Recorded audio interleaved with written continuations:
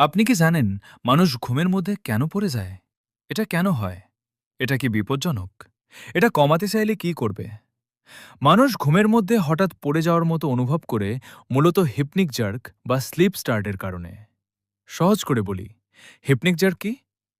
ঘুমাতে যাওয়ার সময় যখন শরীর জাগ্রত অবস্থা থেকে গভীর ঘুমে ঢুকতে থাকে, তখন মস্তিষ্ক কখনো কখনো ভুল সিগন্যাল পাঠায়।